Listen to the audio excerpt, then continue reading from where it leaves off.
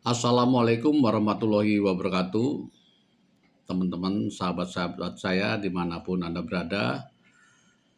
Jumpa lagi dalam podcast saya ini, Ezrinal Aziz. Konten kali ini saya beri judul Hikmah di balik bebasnya Tom Lembong dan Hasto Kristianto. Terus terang saya merasa happy, senang, dan bersyukur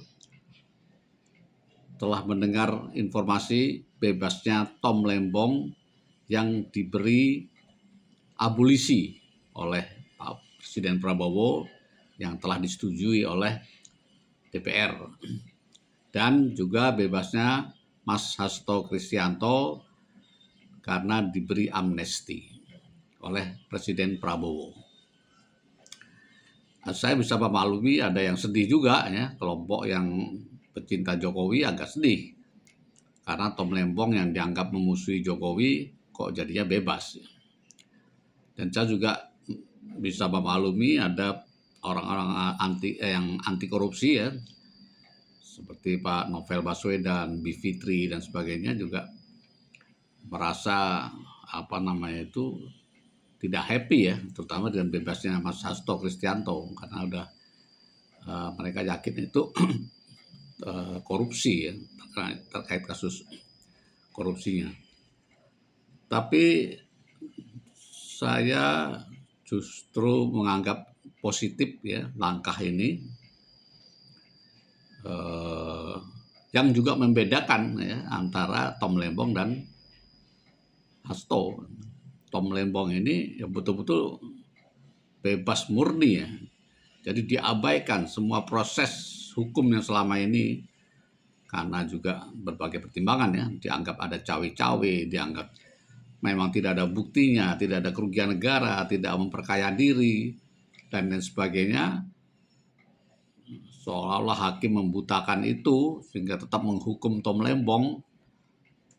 Nah, saya kira kebijakan Pak Prabowo untuk mengabolisi, artinya mengabaikan semua proses hukum seolah-olah tiada, itu betul-betul membersihkan nama Tom Lembong, dan ini sangat baik.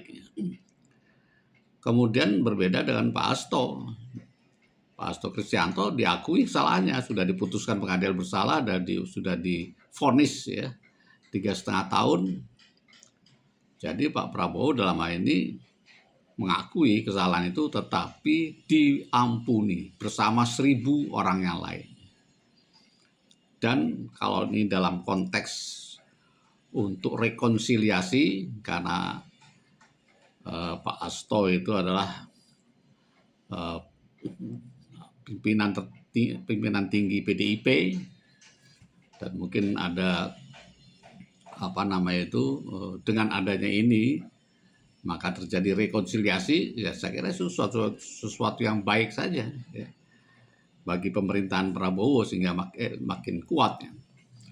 Nah, saya ingin mengajak teman-teman untuk mencari hikmah terkait dengan, berarti sekarang hampir semua partai kan mendukung Pak Prabowo. Saya dulu ingat ada diskusi atau debat antara Rocky Gerung dan pernyataan Pak Jokowi. Pak Jokowi bilang di Indonesia ini sebetulnya tidak perlu ada oposisi. Ya. Demokrasi kita tidak dibentuk dengan cara oposisi, itu yang didebat ya, dikritik secara keras dan berkali-kali Rocky Gerung.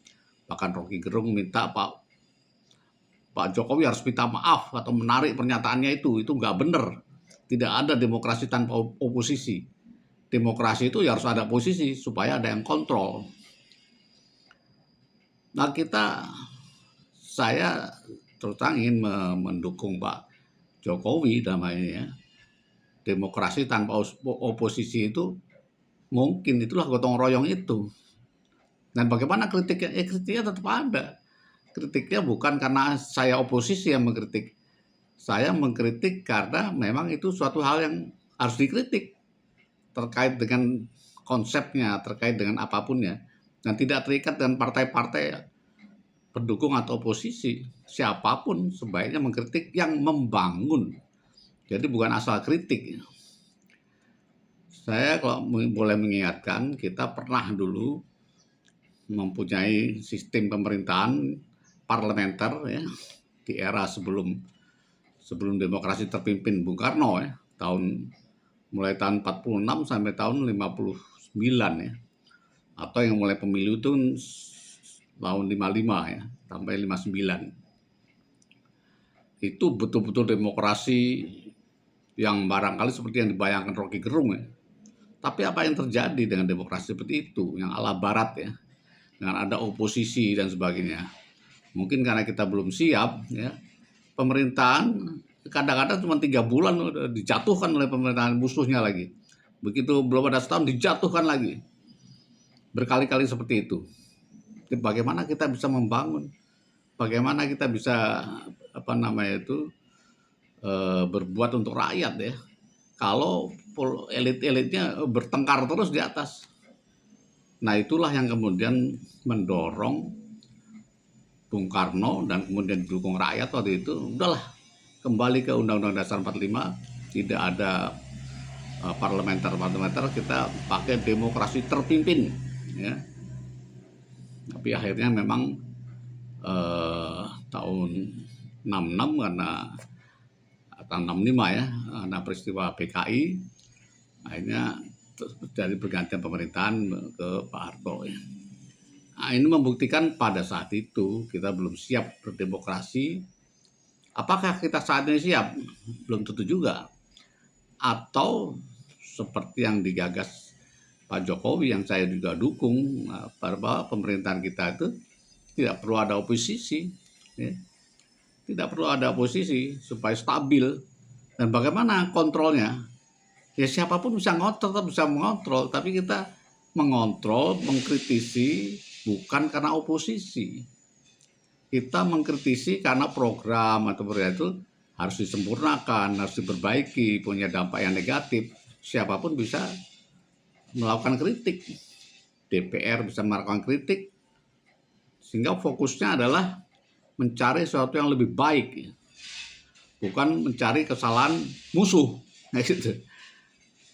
Jadi ini pembelaan saya kepada Jokowi, saya kira ini bisa menjadi bahan perdebatan kita ya, mana yang benar. Sekarang kondisinya apa yang diinginkan Pak Jokowi terjadi, hampir semua sekarang sudah semua partai itu mendukung Pak Prabowo. Bahkan Bu Mega kemarin menyatakan bahwa semua kader PDIP harus mendukung pemerintahan Prabowo.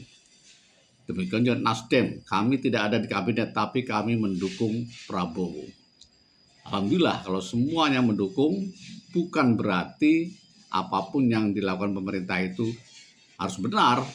Kalau sesuatu itu tidak benar, ya tetap dikritisi oleh siapapun, oleh partai apapun, partai kecil, partai besar, dan sebagainya. Masyarakat, civil society, silakan mengkritisi pemerintah. Dan kita yakin menjadi kredibel, pemerintahan ini bersih, pemerintahan ini mempunyai niat yang baik, maka kita dukung. Kalau kita kritik yang membangun.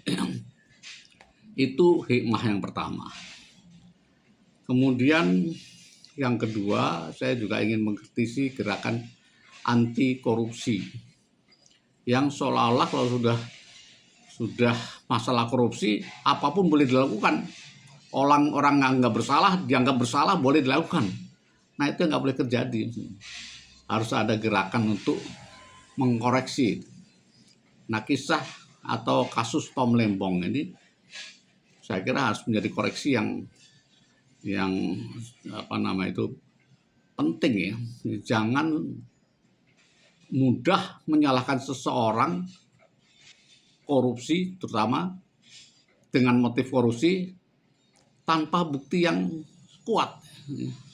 Marilah kita kembali ke adagium, lebih baik membebaskan 1000 orang tak bersalah daripada menghukum satu orang yang bersalah. Jadi kalau orang dihukum itu betul-betul harus buktinya sangat kuat. Ya. Nah di dalam Islam itu ada, kalau orang menuduh seorang berzina, dia harus bisa membawa 4 orang saksi yang melihat langsung. Berat sekali ya. Kalau dia tidak bisa itu, maka jangan lagi diterima eh, tuduhannya atau perkataannya. Kita sebaiknya kita tidak terima karena udah motifnya berbohong ya. Nah ini kan kita dalam kasus Jokowi ini kan berkali-kali orang seperti Roy Suryo itu berbohong ya. Dan kebohongannya terungkap dengan sendirinya ya. Nggak usah ada orang, dia bilang ini penelitian, tapi hampir semua yang diungkapkan itu terbongkar itu tidak benar. Tapi orang masih juga mau mempercayai karena benci Jokowi gitu. Karena membenci Jokowi, kita senang dengan pernyataan Roy Suryo yang mendiskreditkan Jokowi, padahal itu tidak benar. Banyak sekali, hampir semua. Mulai dari font katanya respon, mulai dari kacamata, mulai dari ditambah lagi soal SMA 6, semua kan terbukti bohong semua. Kemudian Kasmujo, skripsi tanda tangan itu bohong semua. Tapi karena kita benci ya kita terima itu. Tapi itu kan di medsos. Semuanya itu akan bermuara di pengadilan nantinya. Nah, saya harus salut dengan sosok yang bernama Prof. Kunchoro yang pernah menyuarakan dengan sangat menggebu-gebu seolah-olah anti atau mengkritisi secara keras Pak Jokowi, terutama karena nepotismenya ya. Karena dia berbohong, katanya dia nggak mau ke politik tapi masih juga mendukung anak, mantu dan sebagainya. Itulah kekesalan Pak Kunchoro. Tetapi dalam hal ijazah, dia bilang bahwa meskipun saya benci Jokowi, tapi saya harus menegakkan kebenaran. Saya yakin dan tahu persis Bapak Jokowi itu kuliah, kemudian KKN, kemudian skripsi, lulus, terima ijazah. Itu saya yakin betul. Meskipun saya benci Jokowi, saya nggak mau ikut-ikutan mengatakan itu palsu. Itulah yang kemudian perdebatan yang sangat sedikit dengan saudara Rismon ya, yang mengungkapkan sesuatu yang tidak benar itu masih juga diungkapkan di situ. Saya yakin mereka sudah mendapatkan penjelasan yang sangat clear dari UGM pada saat ketemu. Semuanya, surat yang sudah ditunjukkan semuanya. Bukti-bukti itu deh. Tapi karena ingin bahwa Jokowi itu tetap terkesan tidak lulus, ya semua itu tidak diterima. Yang paling jelas contoh skripsi aja, skripsi tanda tangan yang dia lihat di perpustakaan.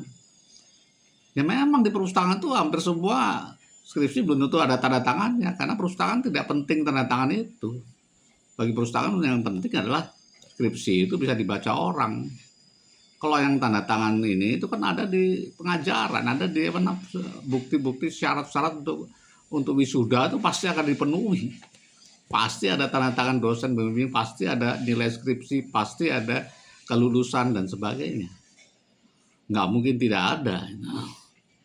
Nah ini aja bagaimana kebohongan itu tetap disuarakan karena didukung oleh orang-orang yang membenci Jokowi. Jadi saya ingin mengingatkan teman-teman gunakan akal sehat ya. Seperti Prof. Kunchoro itulah. Kalau kita benci, tapi kalau kebenaran jangan kita menafikan kebenaran hanya karena kebencian. Itu prinsipnya ya. Jadi saya kira itu tadi kembali kepada pembelembong dan ini hikmahnya ada banyak.